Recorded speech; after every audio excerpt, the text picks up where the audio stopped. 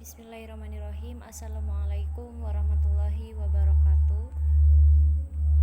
Perkenalkan, nama saya Dila Rosita, NIM 2409602010, kelas 2B PBAPAI, akan mereview jawaban dari ujian akhir semester mata kuliah pengantar studi Islam.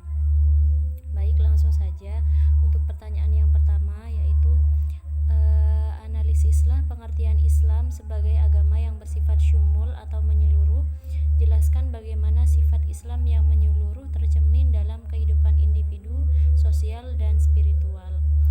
Nah, di sini jawaban saya, Islam sebagai agama yang syamul atau menyeluruh artinya ajarannya meliputi semua aspek kehidupan, baik dari individu, sosial, dan spiritual, serta berlaku di seluruh zaman dan tempat. Dalam kehidupan individu, Islam mengatur akhlak, ibadah, dan perilaku sehari-hari. Di aspek sosial, Islam menegakkan keadilan, tolong-menolong, hingga hukum bermasyarakat. Sementara secara spiritual, Islam mengajarkan hubungan manusia dengan Allah secara mendalam. Keseluruhan ini membuat Islam menjadi pedoman hidup abadi yang membimbing manusia menuju kebahagiaan dunia dan akhirat. Nah, kemudian pertanyaan kedua, jelaskan, bandingkan dan analisis peran Al-Quran dan hadis sebagai sumber ajaran Islam.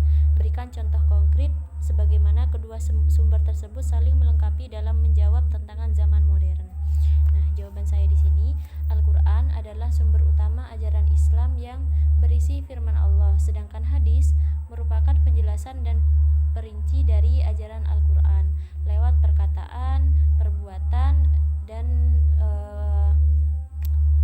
persetujuan Nabi Muhammad SAW. Al-Quran memberikan prinsip umum, lalu hadis menjelaskan detail praktiknya. Misalnya, Al-Quran memerintahkan sholat, hadis menjelaskan tata cara sholat secara lengkap. Di zaman modern, keduanya terus saling melengkapi. Al-Quran memberikan dasar hukum, hadis memandu penafsiran agar sesuai perkembangan zaman. Kemudian untuk pertanyaan nomor 3, jelaskan perbedaan antara studi Islam atau Islamic Studies dan pendidikan agama Islam.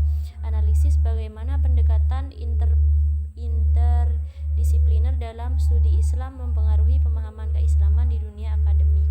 Nah, jawaban saya di sini, studi Islam adalah kajian ilmiah dan interdisipliner melibatkan sejarah, sosiologi, filsafat, dan ilmu lain.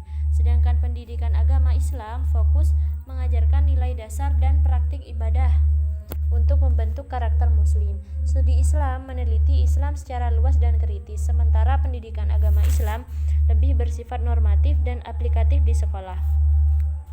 Pendekatan interdisipliner dalam studi Islam memperkaya pemahaman keislaman, membangun dialog antar agama, serta menjawab isu-isu kontemporer secara reflektif dan objektif. Kemudian pertanyaan nomor 4, jelaskan bagaimana sejarah perkembangan Islam dari masa Nabi Muhammad hingga masa Khulafaur Rasyidin mempengaruhi pembentukan sistem sosial politik Islam. Berikan contoh nilai-nilai yang masih relevan diterapkan di masa kini. Nah, jawaban saya di sini, sejarah perkembangan Islam dari masa Nabi Muhammad hingga Khulafaur Rasyidin membentuk sistem sosial politik Islam yang menjunjung keadilan, musyawarah, persamaan derajat, dan kepemimpinan yang amanah. Nilai-nilai seperti kejujuran, toleransi, gotong royong, serta keterbukaan dalam mengambil keputusan masih sangat relevan untuk diterapkan sampai sekarang. Kemudian untuk pertanyaan nomor 5, banyak kelompok Islam yang muncul dengan berbagai penafsiran terhadap ajaran Islam. Analisis bagaimana prinsip tasamuh atau toleransi dalam Islam dapat menjadi solusi atas perbedaan mazhab atau paham keislaman saat ini. Nah, jawaban saya di sini, prinsip tasamuh dalam Islam sangat penting untuk menghadapi perbedaan mazhab atau paham yang beragam, karena mengajarkan saling menghargai tanpa mengalahkan pihak lain. Dengan tasamuh, umat Islam bisa berdialog, menerima perbedaan pendapat, dan tetap menjaga persatuan meski beda pandangan. Ini membantu menciptakan masyarakat damai, saling menghormati, dan terhindar dari konflik antar kelompok. Baik, itu saja yang bisa saya sampaikan.